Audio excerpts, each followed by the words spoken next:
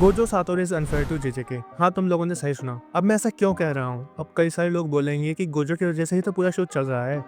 हाँ, तुम लोग सही हो, गोजो की वजह से ही पूरा शो चल रहा है। मगर यही कुछ रीजन है जो गोजो को एक अनफेयर कैरेक्टर बनाता है पूरे जेजेके में। So the first question that comes in our mind is why Gojo Satoru is unfair to JJK. So मैं बताता हूँ क्यों। हाँ, मैं मानता हूँ कि गोजो जेजेके का one of the most important character है, बट मेन कैरेक्टर नहीं है गोजो सातोरू, जो कि पूरे एनिमे का सेंटर ऑफ अट्रैक्शन होता है, उसका मेन कैरेक्टर, मेन प्रोटैगनिस्ट। मुझे अटेंशन दो। और रही बात गोजो के अनफेयर होने की, वो मैं तुम्हें इस वीडियो में प्रूफ के साथ बताऊंगा। तो इस पूरी वीडियो में हम इन 5 टॉपिक को कवर करेंगे जो हमें बताएंगे कि why Gojo is unfair character. तो गोजो को अनफेयर कैरेक्टर बनाने का सबसे पहला रीजन है डर का खत्म हो जाना। अब डर के खत्म हो जाने से मेरा क्या मतलब है? तो देखो, जब भी गोजो सीन पर आता है विलन स्ट्रॉन्ग लगना ही बंद हो जाते हैं। क्यों? क्योंकि जब भी गोजो स्क्रीन पर आता है तो हमें पता है अब विलन्स की बैंड बजने वाली है। फॉर एग्जांपल, गोजो और जोगो की फाइट लेते हैं।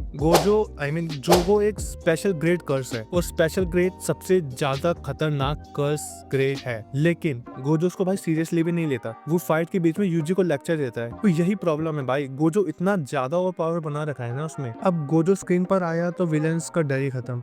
यही प्रॉब्लम है भाई, विलन स्ट्रॉन्ग हो पर जब हीरो को छोड़कर कोई और बंदा उसका मजाक बना देना तो ऑडियंस को फियर ही फील नहीं होता है। तो ये था पहला रीजन। अब हम दूसरे रीजन की बात करें तो हमारा सेकंड टॉपिक है पावर इम्बैलेंस। अब इससे क्या मतलब है मेरा? तो देखो, गोजो को देखो और उसकी पावर्स को देखो, क्या नहीं है भाई इस बंदे के पास? इन्फिनिटी, टच ही नहीं कर सकते। 6 साइज कर्स एनर्जी को माइक्रोस्कोपिक लेवल पर देख सकते हो भाई। Domain expansion, instant win condition भाई, अगर उसने अपना डोमेन खोल दिया तो तुम्हारे जीतने का कोई चांस ही नहीं है। हाँ, अगर तुम सुकून नहीं हो तो चलो उसको साइड रखो। अब लॉजिकली सोचो भाई, ऐसे करेक्टर के अगेंस्ट विलन्स का कोई चांस है क्या? ये विलन्स को वीक नहीं बनाता भाई, ये ना पूरी स्टोरी को, ये पूरी एनिमे को अनबैलेंस कर देता है भाई पूरी तरह से। अब हमारा टॉपिक 3 है इम्पॉसिबल ग्रोथ ऑफ एमसी। अब इससे मेरा क्या मतलब है? अब देखो भाई, यूजी, मेगुमी और नोबारा तीनों के पास बहुत ही ज्यादा पोटेंशियल है।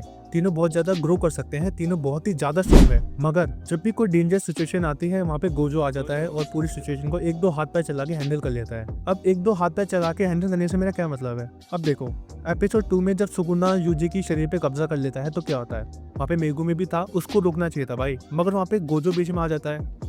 वहाँ गोजो बीच में आकर 1-2 बार हाथ पैर चलाता है, मेगुमी की फोटो खींचता है और पूरी सिचुएशन को अंडर कंट्रोल कर लेता है भाई। अब दूसरी एग्जांपल देखते हैं, जोगो वर्सेस गोजो की फाइट। भाई जोगो 10 फिंगर सुकुना की पावर होल्ड करता है, एक स्पेशल ग्रेड कर्स है, फिर भी गोजो यूजी को बीच में लेके आता है, अपनी फाइट के बीच में लेक्चर देता है और गोजो को उसके मुंह पर बोल देता है कि तू बहुत ही ज्यादा वीक है।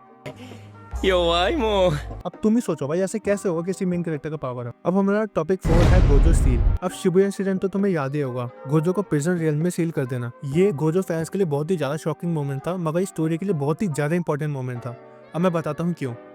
गोजो के सील होने के बाद विलन्स जैसे लगने लगे, कैरेक्टर्स को ग्रोथ मिली और सबसे बड़ा इम्पैक्ट स्टोरी पर पड़ा जब माहितो ने नानामी को यूजी की आंखों के सामने मार दिया। तब यूजी के कैरेक्टर डेवलपमेंट में इसका बहुत ही बड़ा इम्पैक्ट पड़ा। अब तुम्हें क्या लगता है, अगर गोजो सील नहीं हुआ होता क्या माहितो नानामी को हाथ भी लगा पाता?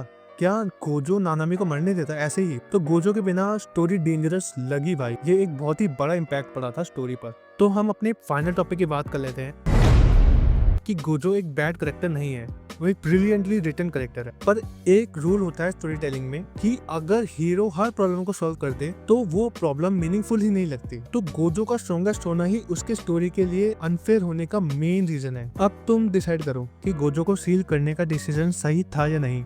अपने थॉट्स को कमेंट पे लिखना।